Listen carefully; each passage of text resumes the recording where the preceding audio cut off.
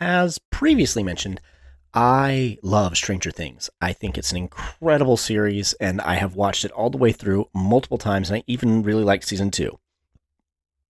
Except episode 7, that one's just bad. And with season 5 on the way, I figured I should probably say something about it, because I am stoked and concerned, but mainly stoked. I'm concerned because I really hope that they stick the landing. This isn't like Game of Thrones or Lost. There weren't a few really good seasons and then a steady decline leading to an ending that made it feel like an absolute waste of our lives, not just because of the amount of time spent on it, but also because of the mediocre seasons that we'd put up with and excused hoping it would end well. No, the second best season was the most recent one.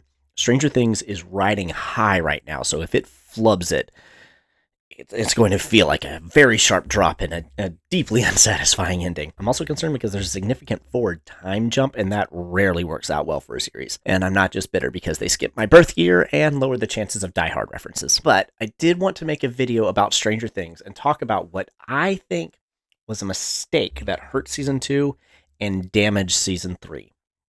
Billy. I completely and totally understand the creation of Billy. This series is built on 80s references, and while they had the middle school bullies in season 1, they were kind of dealt with and seemed like a non-entity now, and Steve was thoroughly redeemed and stopped being a bully and became one of the most beloved characters in the series. There's one thing no 80s coming-of-age story is complete without, it's a bully.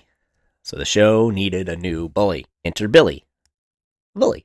Everything about him is perfect for a bully. Arrogant jerk, 80s bad boy. The art department honestly needs to be applauded for Billy because you know who he was in the story immediately. But he wasn't just the aesthetics. Dacre Montgomery played him fantastically. He was intimidating and also kind of cool, and somehow he managed to pull off the type of crazy that Mel Gibson has always excelled at.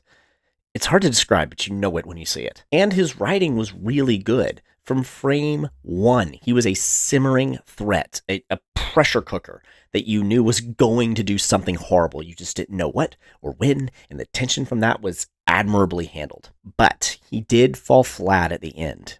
He had a lot of buildup, and in the end, he did beat up on Steve, but didn't really contribute anything to the plot. He felt like too much of a copy of the season 1 bullies, only there because, like I said, an 80s movie has bullies. There merely as a nuisance between the main characters and their goal without being part of the actual narrative. The writers did try to give him a little bit more depth, trying to explain his anger and unhingedness by showing his dad's abuse. Neil abuses Billy, Billy abuses Max. Good idea. Slightly more depth, but not a ton done with him. We finished season 2 kind of indifferent toward Billy, but a little darkly curious about what he was going to do next, but not liking him very much. Season 3 had Billy ramped up quite a bit. He became possessed by the Mind Flayer 2.0 and just did horrible things. He killed a bunch of people and tried to sacrifice 11 to the monster. He's given a slight redemption at the end when he sacrifices himself to save her. But season 3 ended. None of us really cared about Billy's death. I think the writers were banking on the current idea that as long as you show that a character had someone push them toward bad behavior, like Billy's dad did, it makes them sympathetic. In Billy's case, most people just weren't buying it. When he's in the sauna and begs Max for help, Dacre plays it really well, but we're not sure why she almost believes him. Maybe because he's never cried in front of her, so she doesn't think he would fake that. I don't know, but it doesn't work. So here's my suggestion, and I want to preface this by saying that I normally don't enjoy videos where people try to fix something by giving their suggestion. There was that What If Episode 1 was a good video that went viral like 12 years ago, and what I didn't like about it was it felt kind of arrogant, like this is how it should have been. I mean, yeah, it's an option, but not the only one. A lot of his ideas were just okay. Except one that was absolutely right. We really should have spent some more time on Alderaan in the prequels. Anyway, I want to avoid that. This is a suggestion for what I perceive as a problem, and you may not even think of it as broken. But I also think that the writers actually tried to push him more this direction in season 3, but it was too late at that point. And I also think that they might agree with me if they could go back and redo season 2. So here it is. What if Billy had been a good guy? We wouldn't take out all of his rough edges. He could still look the same. The rebel with the heart of gold is a time-honored tradition. He could still be a man whore.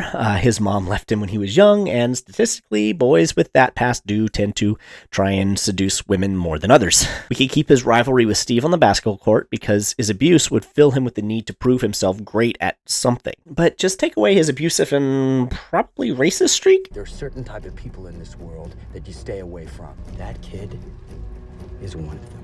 Instead, what if Billy was extremely protective of his sister and saw himself as her sword and shield? Make their dad abusive toward both of them, not just Billy, and make Billy like Sean McGuire. My father was an alcoholic. He'd come home hammered, looking to wail on somebody. So I'd provoke him so he wouldn't go after my mother and little brother. Have him put himself between her and their father.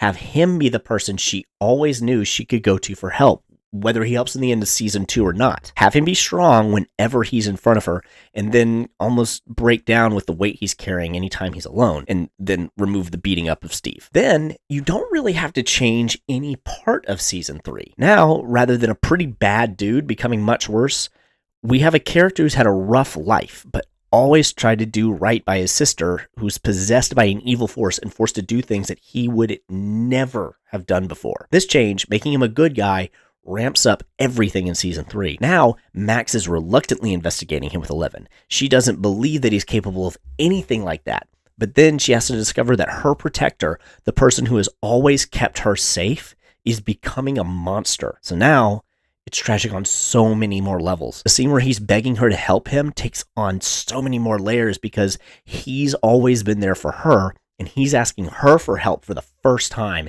and she is powerless to do anything. Then when he snaps, it's extra horrifying for her because he would never, ever talk to her like that. As is, we kind of assume he does like once a week. Now, every time he comes to, we're rooting for him to fight off the monster, to stop being someone we know he isn't. Now we're not just horrified at people being killed by Billy, we're horrified at Billy killing people.